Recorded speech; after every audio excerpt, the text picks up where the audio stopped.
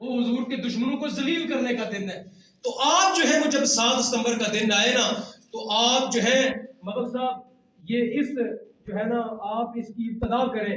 میں نے اپنے ادارے کے اندر ابتدا کی ہے کہ میں پورا سال کبھی جو ہے وہ وائٹر نہیں لگاتا. بے شک میلاد النبی کے موقع پر لگانی چاہیے, لیکن ہم کام کر رہے ہیں ختم نبوت کا. میں میلاد النبی پر کم وائٹر لگاتا ہوں. جب 7 ستمبر کا دن آتا ہے میں اپنے اداروں کو سجا دیتا ہوں. اس کی وجہ کیا ہے؟ اس کی وجہ یہ ہے کہ ان کو ذلیل و رسوا کرنا, اس کی وجہ ان کے درد میں اضافہ کرنا, اس کی وجہ ان کو بتانا کہ 7 ستمبر کو ہمارے اکابرین نے تمہیں پوری کائنات میں کیا کیا, ذلیل و رسوا کیا. پوری دنیا کے اندر تمہیں جو ہے وہ مرتد اور کافر قرار دے کے پارلیمنٹ کے تھرو یہ قانون سازی کروا دی. اس سے مولانا نورانی کی بھی روح خوش ہوتی ہوگی, مولانا عبدالسلام نیازی کی بھی روح خوش ہوتی ہوگی, اور خود مصطفیٰ کریم بھی خوش ہوتے ہوں گے. جب حضرت حسان بن ثابت کو سرکار نے کھڑا کیا نا اپنے منبر پر, تو فرمایا حسان میرے دشمنوں کو تکلیف پہنچاؤ. قریش مکہ جب سرکار کی ہجرت کرتے تو حضرت حسان بن ثابت سرکار کا دفاع کرتے, اور سرکار اتنے خوش ہوتے کہ فرماتے اے پروردگار تو جبریل امین کو حسان بن ثابت کا مددگار فرما دے. تو اس لیے سامعین محترم یہ ہے مرتد, یہ ہے ان کی اصل پہچان. اب جو ایک تیسرا کام ہم نے یہ کیا کہ جہاں پہ نعرہ یہ لگتا ہے تاجدار ختم نبوت, وہاں پہ ہم نعرہ لگاتے ہیں قادیانی مرتد. اس لیے لگاتے ہیں کہ تاجدار ختم نبوت کا معنی بیان کرو. یعنی تاجدار ختم نبوت کا جہاں یہ معنی ہے کہ حضور آخری نبی ہے, وہاں یہ مطلب بھی ہے جو حضور کی ختم نبوت کو نہیں مانے گا اس کا معنی بھی تو بیان کرو نا, وہ کون ہے. تو ہم دو چیزیں بیان کرتے ہیں, جہاں ہم یہ کہتے ہیں تاجدار ختم نبوت زندہ باد, وہاں ہم یہ کہتے ہیں قادیانی مرتد. قادیانی بولے قادیانی. اب یہ بات پوری ہوگی کیا, یا امرنا بالمعروف, یہ بات پوری ہوگی. تاجدار ختم نبوت کے ذریعے تم نے حضور کی ختم نبوت کو ثابت کیا, اور قادیانی مرتد کہہ کہ تم نے رسول کریم علیہ السلام کی عزت کا دفاع کیا, اور تم نے جو رسول کریم کی ختم نبوت کے منکر ہے تم نے کیا کیا, ان کی تردید کی. ان کی کیا کی, تردید کی. یہ بخاری شریف کا مطلب ہے, یہ قرآن کا مطلب ہے, یہ حدیث مصطفیٰ کا مطلب ہے. تو میں آپ کی خدمت پیش کرنا چاہتا ہوں کہ کالجز یونیورسٹیز کے اندر ارتداد بڑھ رہا ہے, لوگ مرتد ہو رہے ہیں, لوگ مرتد ہو رہے ہیں. آپ علماء ہیں, آپ فضلاء ہیں, آپ مجاہدین اسلام ہیں, آپ مبلغین اسلام ہیں, اور آپ نے دین کا یہ محاذ سنبھالنا ہے. ملک صاحب جو ہیں وہ اپنی بہت سی زندگی کے اندر بہت سی تحریکیں اٹھا چکے, اور یہ مرکز رہا ہے ہمیشہ یہ والا ادارہ جملہ تحریکات ناموس رسالت کا, ختم نبوت کی. یہاں بڑے بڑے لوگ آئے, بڑی بڑی شخصیات آئیں, اس ادارے کو شرف بخشا, اور ملک صاحب نے اپنی زندگی مجاہدانہ جو ہے وہ کردار میں گزاری ہے. اب زمانہ آپ کا آ رہا ہے, اب یہ وقت آپ کا آ رہا ہے. آپ نے ان کے نقش قدم پہ چلتے ہوئے آپ نے رسول کریم کی عظمت کا کیا کرنا ہے, دفاع کرنا ہے. اور آپ نے قادیانیوں کے خلاف سکولوں میں, کالجوں میں, یونیورسٹیوں میں, جہاں جہاں بھی آپ نے جانا ہے, آپ نے کیا کرنا ہے, اس محاذ پر قائم کرنا ہے, قادیانیت کی تردید کرنی ہے. چونکہ ہمارا کام صدا دینا نہیں, کسی کو یاد رکھے.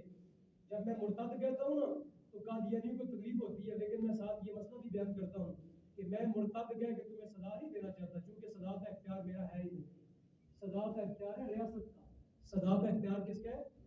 علماء کا کام ہے بس یہ فون کریں 1122 پر کہ میرے معاشرے میں ارتداد کی آگ لگ گئی ہے, اپنی گاڑی بھیجو اور آ کے اس آگ کو کیا کرو, بجھاؤ. میری ذمہ داری یہ ہے کہ ریاست کو فون کرتے رہنا, ریاست کا دروازہ کھٹکھٹاتے رہنا. میری ذمہ داری ہے اہل اقتدار کو متوجہ کرتے رہنا. عالم دین کی ذمہ داری ہے کہ وہ فتنوں سے آگاہ کرتا رہے اور ریاست میں طاقت حاصل کرنے کی کوشش کرے, اپنے اثر رسوخ کے ذریعے, اپنے مرتبہ و جاہ کے ذریعے, اپنی جو ہے نا وہ طرح طرح کے جو ہمارے تعلقات ہیں اس کے ذریعے ریاست کے اندر وہ جو حضرت مجدد ثانی رحمہ اللہ نے جو تحریک اٹھائی تھی, وہ ریاست کے اندر طاقت حاصل کرنے کے بعد آپ نے کیا کیا, نظام مصطفیٰ کی تحریک اٹھائی. تو میری ذمہ داری ہے میں ریاست کے اندر مرتد والا مسئلہ بیان کرتا رہوں تاکہ ریاست کبھی نہ کبھی تو کیا ہوگی, متوجہ ہوگی. میں اپنے حصے کا کام کرتا رہوں, میرا اپنا حصہ ہے, میں اس کا کام کروں.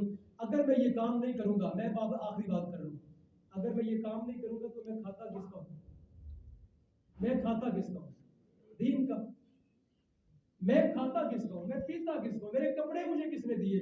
مجھے پگڑی کس نے پہنائی؟ میری جیب میں پیسے کس نے ڈالے؟ مجھے جو ہے اس ممبر میں بٹھایا کس نے؟ مجھے یہ کرسی کس نے دی؟ مجھے یہ کتابیں کس نے لے کے دی؟ اور مجھے یہ گاڑی کس نے لے کے دی؟ سب دین نے لے کے دی۔ سب کس نے لے کے دی؟ اگر میں دین سے وفا نہیں کروں گا تو میں کروں گا کیا؟ اگر میں نوکری نہیں کروں گا، رسول اللہ کی عزت کی، ختم نبوت کی، تو میں کروں گا کیا؟ جب نوکر کام نہ کرے، جب نوکر کام نہ کرے تو پھر مالک جو ہے وہ نوازنا بھی چھوڑ دیتے ہیں۔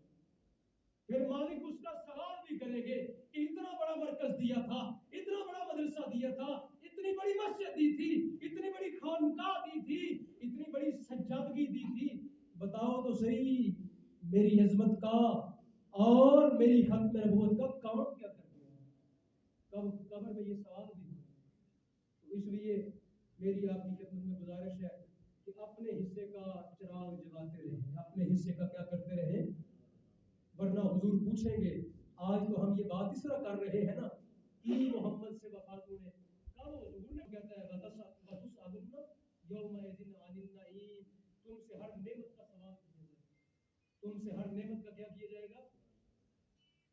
کبھی مرغوب نہ ہوں، اللہ کی قسم میرے مصطفیٰ کریم علیہ السلام نے جتنی علماء کو عزت دی ہے، جتنی طلباء کرام کو عزت دی ہے، پروٹوکول کیا ہے؟ علماء کا پروٹوکول دیکھیں اور طلباء کا پروٹوکول۔ میرے مصطفیٰ نے فرمایا جب گھر سے نکلتے ہو تو اللہ کے فرشتے تیرے پاؤں، تیرے قدموں میں کیا کرتے ہیں؟ اپنے پر بچھا دیتے ہیں۔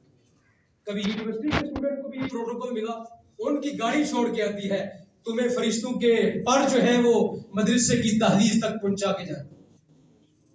اور کوئی بندہ حضور کی بارگاہ میں مسئلہ پوچھنے جائے تو سرکار کھڑے ہو کے کہیں مرحباً بطالب العلم، سرکار کھڑے ہو کے کہیں مرحبا اے اللہ کے دین کو سیکھنے والے، میں محمد عربی تمہیں خوش آمدید کہتا ہوں۔ تو میری عزت کا دار و مدار دین ہے، میری عزت کا دار و مدار مصطفیٰ کی نوکری ہے۔ اگر میں نہیں کروں گا تو میں پھر اپنے منصب کے ساتھ بددیانتی کروں گا، اور بددیانتی کرنے والا شخص زیادہ دیر عزت نہیں پاتا، ذلیل کر دیا جاتا ہے۔ تو میری آپ کی خدمت میں، بابک صاحب کی خدمت میں یہ گزارش ہے کہ ان تربیتی نشستوں کا جو ہے وہ سلسلہ چلنا چاہیے، اور سکولوں کے اندر، کالجز کے اندر ہم بھی ہر وقت حاضر ہیں جب آپ فرمائیں گے یہاں سے مبلغین تیار ہوں، اور ان کو باقاعدہ جو ہے وہ 2-3 دن کی کلاس لے کے تیار کیا جائے، اور جو ائمہ ہیں ان کو تیار کیا جائے۔ اس محاذ پر آپ توجہ دیں، ہم انشاءاللہ آپ کے ساتھ جو ہے وہ دم میں، دل میں، سکھ میں، ہر طرح آپ کے ساتھ کھڑے ہوں گے۔ اللہ رب العالمین آپ کو دارین کی سعادت مندی عطا فرمائے، اور رب العالمین آپ کو بہت سی دینی، دنیاوی اور اخروی برکات عطا فرمائے۔ اور ہمارے جو بھائی فیصل صاحب ہیں، ان کی والدہ محترمہ کو جتنے یہ کام ہو رہے ہیں ختم نبوت کے، اللہ پاک سارا ثواب ان کے والدین کو عطا فرما دے۔ وآخر دعوانا الحمدللہ۔